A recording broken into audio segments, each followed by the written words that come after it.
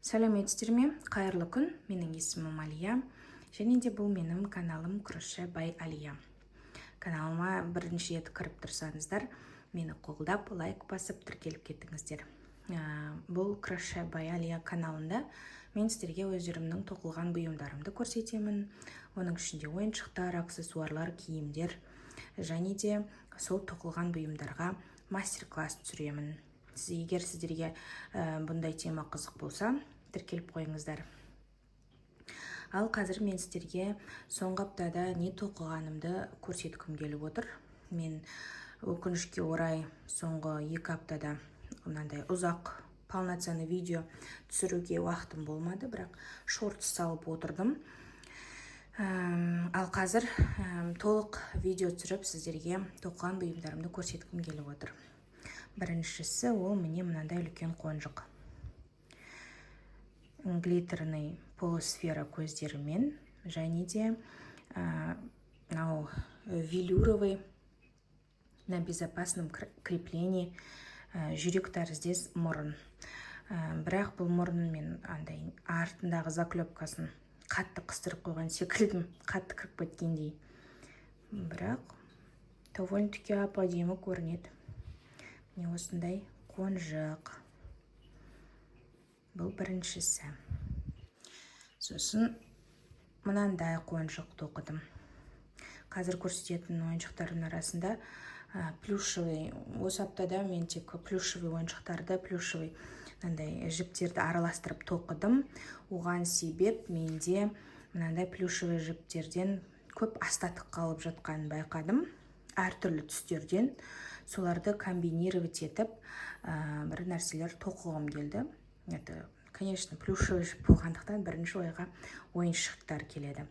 Мына ойыншықта бұл менің өзімнің схемам. Ешкімнің мастер-классы емес. Өзім бастан ойдан құрастырып отырып тоқыдым. Егер де сіздерге бұндай ойыншық ұнаған болса, осындай ойыншықтарға МК қажет болса, комментарийге жаза кетіңіздер. Мен міндетті түрде мастер-класты түсіріп YouTube каналыма салатын боламын. Егер сіздерге қызықты болады болса, міне, мынау да өзім тоқып отырып, ойластырып, құрастырған ойыншықтарым. Мынау уже мынандай басқа форматта қонжық, көрдіңіздер ме? Екеуі де негізі такой габаритный, кішкентай емес мына ойыншықтар. Мында тоже көздері на безопасном креплении, овальная. Осындай. Сәлем. Бұлай жылшытып. Осылай қоя тұрайын, сіздерге кадрда көрініп тұрсын. Сосын мына ойыншықты көрсетейін дедім сіздерге. Алдыңғы видеода көрсеттім бе, жоқ па, ұмытып кеттім. Міне мынандай бас киім шешіледі. Бұл қытайлық микровелюр жібінен тоқылған.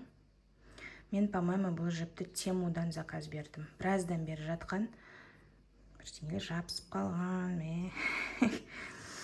Сол жіпті енді пайдаланайын деп, осындай қойыншық тоқылған болатын. Алдыңғы видеода сіздерге көрсеттім бе, жоқ ба, ұмытып қалып тұрмын, сондықтан көрсетейін деп отырмын. Міне.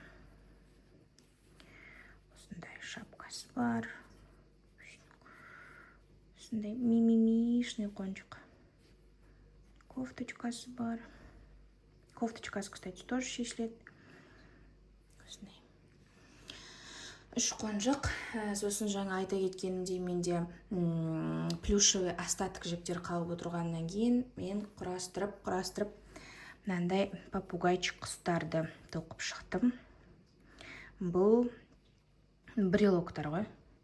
Әртүрлі цветтерді бірге енді. Менде мынандай көп кішкентай плюшевый мотоктар да бар. Мен оларды тастамаймын.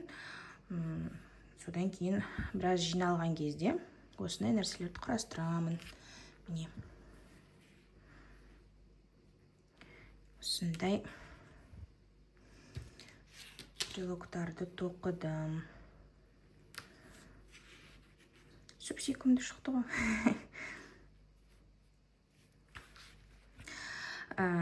денесі цельно тоқылады, қанаттары бөлек, сосын тігіледі. Тұмсығын және аяқтарын басқа қоңыр жіппен тігіп шығамыз. Былай ойыншық денесі бәрі цельно вязаный. Жіптің цветін ауыстырып отырып тоқылады. Сосын тағы мынандай кішкентай мысық тоқыдым. Ойдан құрастырып қалай жасарым. Менде андай на безопасном крепление қойылатын мұрындар бар, бірақ мына мысық кішкентай болғаннан кейін ол мұрын үлкен болып кетті. Көздерін на безопасном крепление вставлять еттім да, мұрнын тіккен болатырмын, бірақ что-то мне не нравится. Бәлкім мұрын өзгертіп, сөгіп қайттан басқа әдемілеу тігем ба. Міне, осылай брелок қылдыртып, әртүрлі түстерді кішкентай сіздерде қалған болса, осылай комбинировать етіп, кішігірім ойыншықтар тоқуға болады. Почему бы нет, да?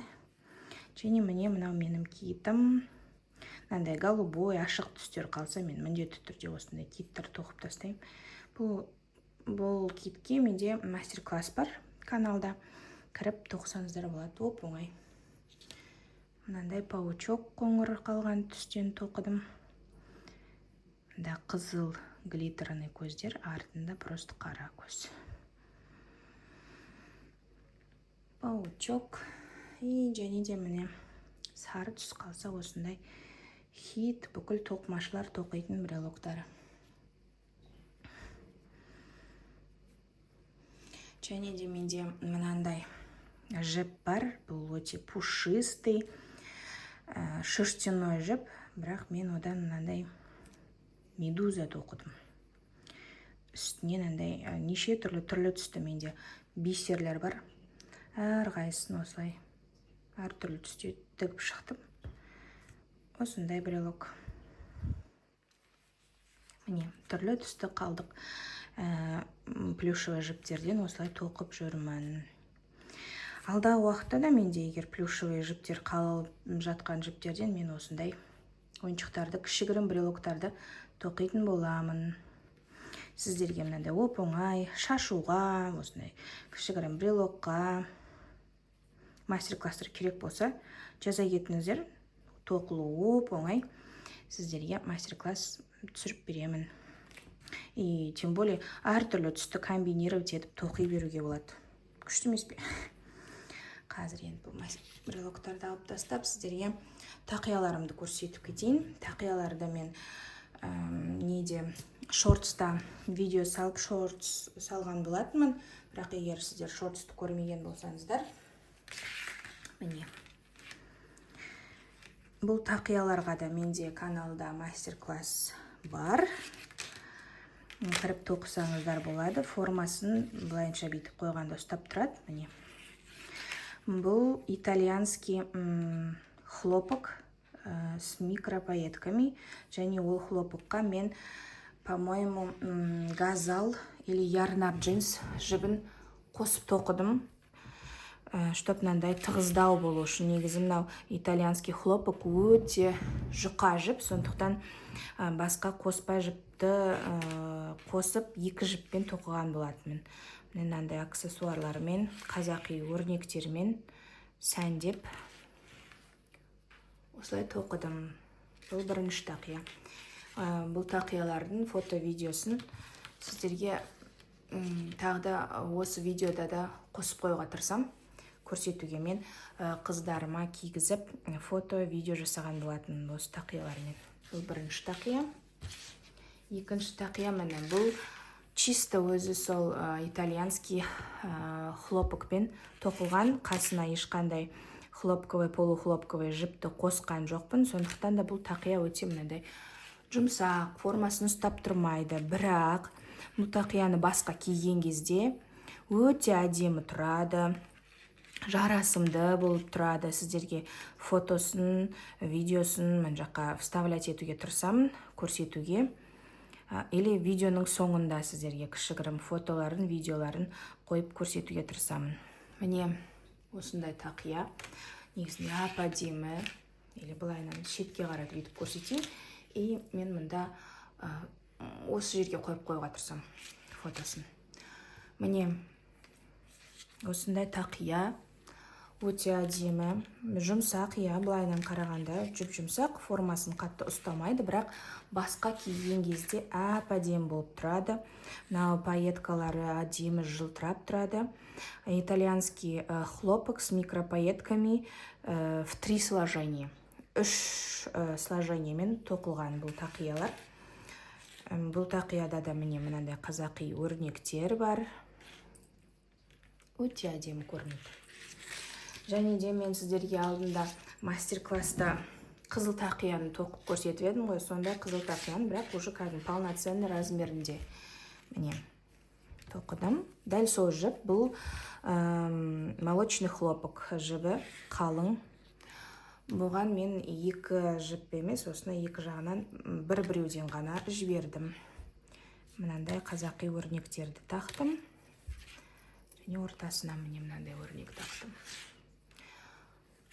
Осылай. Және де бұлдай тақияларды сіздер менен сатып алсаңыздар болады, болмаса тапсырыспен өздеріңіз қалаған түсте мен тоқып бере аламын. Тапсырыс беру үшін маған инстаграмға, тиктокқа жазсаңыздар болады, болмаса осы ютубта комментарийге астына жаза кетсеңіздер болады, өздеріңіздің WhatsApp номерлеріңізді мен сіздерге шығамын, болмаса комментарийге қайдан тапсырыс берсем болады деп жаза кетсеңіздер, мен сіздерге өзімнің инстаграм, тикток ссылкамды жіберемін, болмаса номерімді қалдырамын, соған хабарласып тапсырыс берсеңіздер болады. Бұл тақиялардың құны, егер в наличии заказ беріп тұрсаңыз, 7000 теңге. Доставка, әлемнің бүкіл қалаларына доставка бар. Қазпочта қайда дейін жетеді, сол жердің барлығына да доставка оформить етіп бере аламын. Міне, осындай тақиялар өте әдемі, өте мынандай сәнді көрінеді. Және де соңғысы, бұл тоже молочный хлопок, бірақ басқа түрі уже. Міне мынандай темно-коричневый, өте богато көрінеді. Мынақты видеода, может, не совсем передается, бірақ өте әдемі насыщенный түс. Міне мындай қанаттар және қазақи өрнекпен әрленген осындай тақия. Бұл тақияда өзінің формасын ұстап тұрады. Бұл тақияда да 2 жағында 2 бөлек. Құны жайында жаңа толық айта кетейін. Егер из наличия заказ берсеңіздер, құны 7000 теңге. Ал егер өздеріңіздің қалауыңызбен түсін бәрін өзгертіп тапсырыс берем деген болсаңыздар, бұндай тақияны мен 10.000 теңгеге тоқып беремін. Доставкасын бөлек өздеріңіз төлейсіздер. Почтамен заказ беріп тұрған болсаңыздар. Егер Астана қаласынан болсаңыздар, өзім жеткізіп апарып беремін. Осындай тақиялар. Және де ойыншықтарымды да барлығы менде қазір көп ойыншықтар. Қазір мен ярмаркаларға ешқайда шығып жатқан жоқпын, өйткені кішкентай балаларыммен үйдемін. Егер сіздерге осындай тоқылған ойыншықтар қызық болса да, маған хабарласуларыңызға болады. Мен қалаған кез келген ойыншықтарыңызды тоқып бере аламын. Тапсырыс берсеңіздер болады. Из наличия алсаңыздар болады. Менде из наличия тоқылған заттар будут, конечно, гораздо дешевле, чем на индивидуальный заказ, потому что өздеріңіз түсінетін шығарсыздар деп ойлаймын. Бұл қол өнер болғандықтан, бастан аяқ өз қолыммен тоқылатын болғандықтан, индивидуальный заказ болған кезде мен ол заказға арнайлап жіп іздестіремін, ол жіпті сатып аламын. Керек жарақ басқа фурнитура керек болса, мысалы ол фурнитураны да сатып аламын. Оған біріншіден уақыт көбірек кетеді. Және де бірінші ең маңызды себеп уақыт қой, әрине. Уақыт көбірек кетеді, және де оның жұмысы көп болады деген секілді. Ал из наличия деген ол менде бар ойыншықтар, ал бар ойыншықты мен өзімнің қалауыммен, настроение болған кезде, былайша айтқанда, бұл творческий процесс қой. Өзім настроением болған кезде тоқылған ойыншық болғандықтан мен сіздерге арзандау қылып сата аламын. Соны түсіндіре кетейін дедім. Ал негізі вообще қолөнерді деген түсінетін адам бағалайды деп ойлаймын. Бәрін білет деп ойлаймын. бір рет мен сіздерге бір история айтып берейін, кішігірім. Егер сіздерге бұл қызық емес болса, видеоны өшіре салсаңыздар болады. Осылай қолыммен ойыншығымды көрсетіп отырып, бір история айтқым келіп отыр. Бір рет мен ярмаркаға Наурыз мейрамында осыдан 3-4 жыл бұрын шыққан кезімде пирамиданың алдында Астанада киіз үйдің ішінде ярмарка болған болатын. Сонда мен өз ойыншықтарымды алып шықтым ярмаркаға. Сол ярмаркада байқағаным өте өкінішті бір нәрсе. Ол жақта иностранный делегация болды. Мысалға, шетелдік азаматтар өздерінің переводчиктарымен, аудармашыларымен жүрді. Аудармашылар аударып беріп түсіндіріп жатыр біздің қолөнер. Мен ғана емес, ол жақта басқа қамзол тігетін, көрпеше тігетін тәтелер болды. Барлығына тамсанып қарап, неге арзан деп, менің тоқылған ойыншықтарымды көріп, мә қалай арзан, бізде мысалға Европадан келген, Америкадан келген көптеген туристер болды. Бізде бұндай бұйымдар өте қымбат тұрады ғой деп, прям массово көптеп сатып алып жатты да. Тақияларды, қамзолдарды, менің ойыншықтарым прям тез өтіп кетті. Өкініштісі ол жерде біздің қазақ азаматтары, қазақ әйелдердің кейбіреулер түсініп өтті, кейбіреулер мә неге қымбат деп сөйлеп кеткендер де болды. Бірақ ең қатты ауыр тигені уже ярмарканың соңына жақындағанда жәрмеңкенің бір еркек кісі кірді, қасында кішкентай қызы болды. Менен бір ойыншықты алғысы келді қызы. Пап сатып алып берші деп жармасты. Папасы бағасын естіген кезде жынданып, мен бұны деген базарда 200 теңгеге алам, 500 теңгеге алам, неге сонша қымбат деп, менің ярмаркадағы жайылып тұрған столымды аударып жібереді ғой, представляете. Ол столды аударып жүргенде бүкіл үстінде ойыншығым шашылады. Хорошо, что ол жақ таза болды, киіз үйдің іші болды. Егер далада тұрсақ, ол кезде прям қар жауып, сондай болып тұрған, бүкіл ойыншықтарым бүлінетін еді, су болып қалатын еді, бәлкім балшық болып қалатын еді. Ол жерде таза жерге түсті, бірақ одан кейін менің көңіл күйім түсіп, ойыншықтарым жинап, и так азғантай ойыншық қалған болатын, бәрін жинап үйге қайтқан болатынмын. Бірақ осындай бір асадық қалған. Еркек кісінің тем более олай айтып, мә неге қымбат базарда осындай қалам ғой, бүйтем ғой, сөйтем ғой деп столымды аударып жібергені прям болмады. Осындай менде опыт болған. Сондықтан да, қол өнерді бағалайық. Интернетте, тиктокта, инстаграмда бір популярный звук бар ғой. Ручная работа не для всех. Кто хочет ручную работу, либо делает это сам своими руками, либо покупает у мастеров за ту цену, которую предлагает мастер. Потому что бұл деген бір секундта, бір минутта жасалатын нәрсе емес, или заводтағы, конвейердағы ойыншықтар секілді бір мезгілде 100 ойыншық, 200 ойыншық шығып жатқан нәрсе емес. Бұның барлығы да бірнеше күн тоқылады. Мынандай кішігірім ойыншық болса, әрине тез тоқылатын шығар. Мысалға, мен мына ойыншықты жарты сағат тоқимын. Бір ойыншық, мынандай кішкентай брелок, менде жарты сағат тоқылады. Кейде көңілім бөлініп неғып отырса, оформлениясымен, осының қадауымен тоқылуым 1-1,5 сағатқа созылады. Ал мынандай үлкен ойыншықты тоқу, әрине, бұл бір күндік жұмыс емес. Бірінші денесі тоқылады, анаусы тоқылады, мынаусы тоқылады, ол бірге жалғанады деген секілді. Бұл біраз уақыт алады. Менің хлопоктан тоқылған қуыршақтарым болған. Кейбір қуыршақтарды мен прям 1 ай бойы тоқитын. И ол бір жай жұмыс деп қоя салып, 2 күннен кейін келді емес. Реально күнделікті алып, жұмыс ретінде күнде тоқып жүргеннің өзінде бір қуыршаққа, когда хлопоктан тоқылғанда 1-1,5 ай уақыт кететін. Өйткені шашын әрқайсысын бөлек тоқылатын, сондай нюанстары бар. Енді бүйтіп ойлап қарасаңыздар, 1 айлық жұмысқа сіздер, мысалы, мен ол ойыншықтарды сол кезде қуыршақтарды 18 мыңнан сатқан болатын. Басқа қарапайым адам, мысалы, тоқымайтын адам, 1 ай жұмыс деп, сол 1 айлық жұмысы үшін 18 мың айлық алғысы келетін бет, бұлайынша ойлап қарасаңыздар. Жоқ, әрине. Сондықтан да бұл қолөнер қолөнер бағалану керек деп ойлаймын.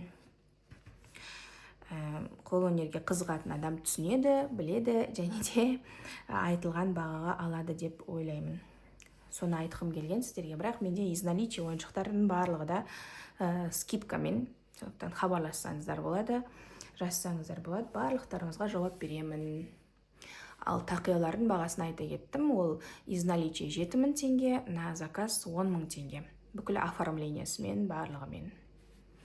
Соны айтқым келді. Соңына дейін көрген болсаңыз сізге үлкен рахмет. Сау болыңыздар.